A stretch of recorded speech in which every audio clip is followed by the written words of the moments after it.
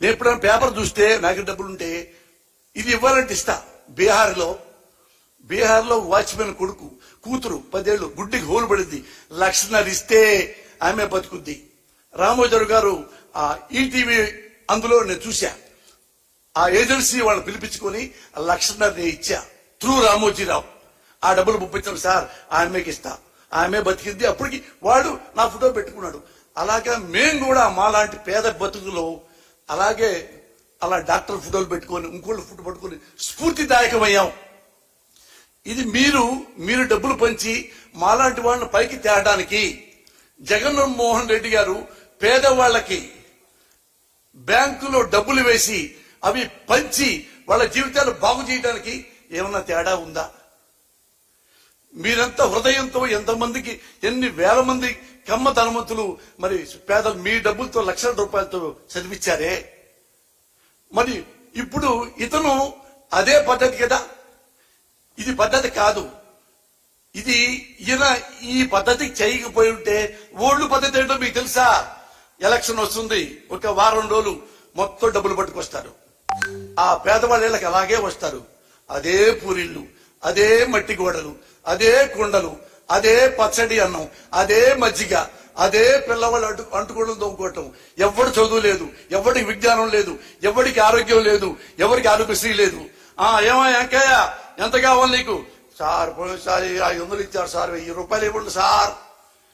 1000 రూపాయలు తీసుకుంటే వీడు మళ్ళీ ఎప్పుడు వాడి జీవితం ఎప్పుడు బతకాలి? ఎప్పుడు ఈ డబ్బులతో వాడు చంద్రబాబు లాంటి వాళ్ళు వచ్చేసి 1000 కదా 2000 ఇచ్చేయి పో. 2000 ఇచ్చేశారు, వాడు ఎమ్మెల్యే అవుతాడు, మంత్రి అవుతాడు, ముఖ్యమంత్రి అవుతాడు, కోటీశ్వరుడు అవుతాడు, వేల కోటీశ్వరులు అవుతారు. ఈ పేదవాడు ఎక్కడ ఉంటాడు? అక్కడే ఉన్నాడు.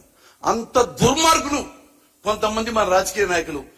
నేను చెప్పిందేం కాదు, ది గ్రేట్ రాజీవ్ గాంధీ ఒక మీటింగ్ లో చెప్పాడు, మన ఇండియాలో రాజకీయ నాయకులు అంతా దొంగవాళ్ళు అంటే అని నవ్వుతూ చెప్పాడు. దొంగవాళ్ళు అంటే మనం ఎగ్జాంపుల్ ఆంధ్రప్రదేశ్ లో ఒక రాష్ట్రం, ఆడకెళ్ళి ఒక జిల్లా, ఆడ నుంచి మండలం, లోపల కుగ్రామం. ఇక్కడ మనం ఒక పథకం పెట్టి ₹1 ఇక్కడ నుంచి ఢిల్లీ నుంచి ఆ కుగ్రామానికి ఎలా పంపించాలి అంటే ఆ రూపాయి ఢిల్లీ నుంచి ట్రావెల్ అవుతుంది.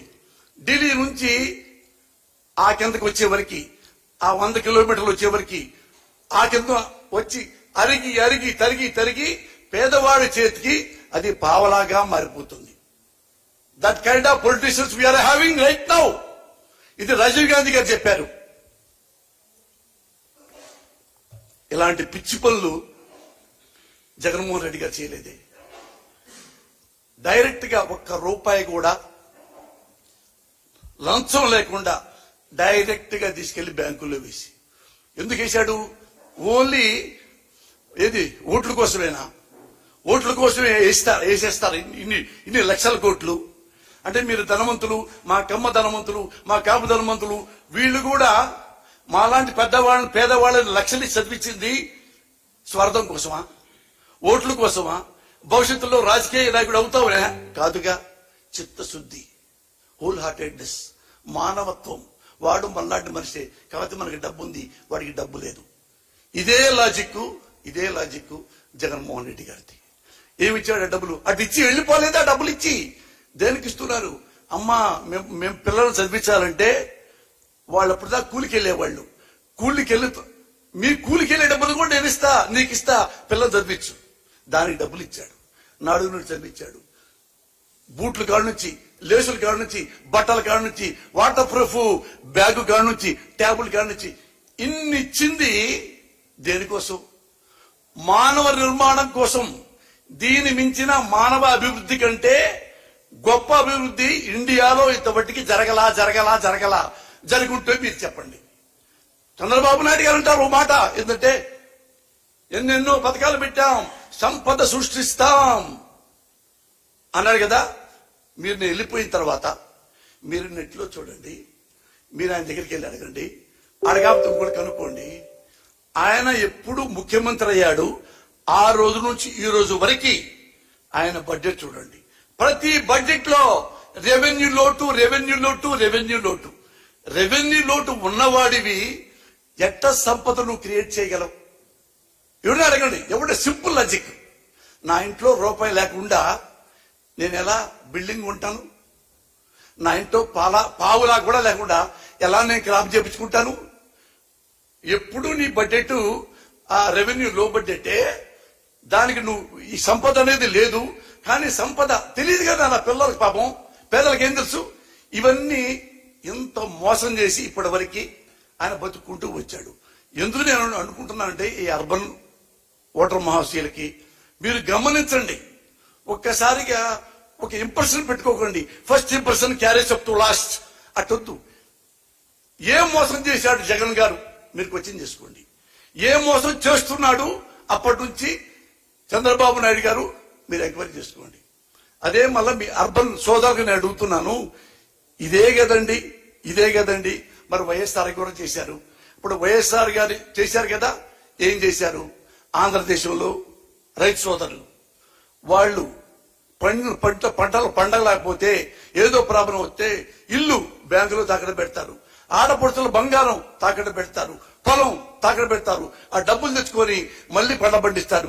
మళ్ళీ అతివృష్టి, మళ్ళీ అనావృష్టి, మళ్ళీ పంటలు పోయి వేల వేల వేల వేల అప్పులు రైతుల చేతుల్లో పడిపోయి వాళ్ళు అనేబుల్ టు పే. బ్యాంకు వాళ్ళు వస్తుంటే ఇల్లు తాళం వేస్తామంటుంటే వేలాది మంది రైతు సోదరులు పెళ్ళాం బిడ్డలతో సహా ఆత్మహత్య చేసుకున్న రైతు మహానుభావులు ఎందరో ఎందరో ఎందరో ఆంధ్రప్రదేశ్ లో.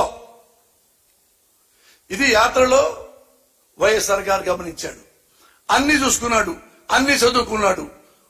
ఎలక్షన్ ముందు చెప్పాడు, అమ్మా మీకు ఇంతింత అప్పులు ఉన్నాయి, మీ నగలు మెడలో ఉన్న తాడి పట్టు కూడా బ్యాంకులో పెట్టారు, పొలం కూడా తాకట్టు పెట్టారు, ఇల్లు తాకట్టు పెట్టారు.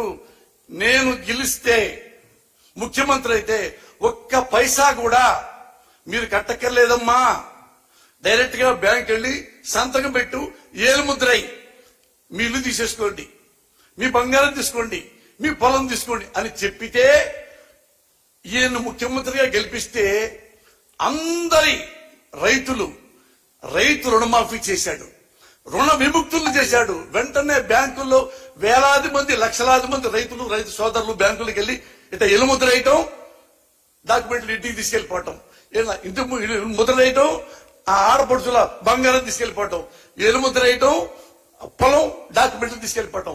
ఒక్క పైసా కూడా రుణం లేకుండా రైతుల్ని కడదీర్చిన మహానుభావుడు వైఎస్ రాజశేఖర రెడ్డి గారు. ఈయన చేసిన దానికి మీరు అభినందించారా? పేదల మొత్తం అభినందించారా? అప్పుడు అనలేదే, రైతులకి పప్పు బెల్లలాగా ఇన్ని వేలు పెట్టారు వైఎస్ రాజశేఖర రెడ్డి గారని. జగన్ పెట్టిన పప్పు బెల్లాలకి ఈ పెట్టిన పప్పు బెల్లాలకి ఏమైనా తేడా ఉందా? మానవ నిర్మాణం ప్రజలకు ఒక నమ్మకాన్ని కల్పించారు.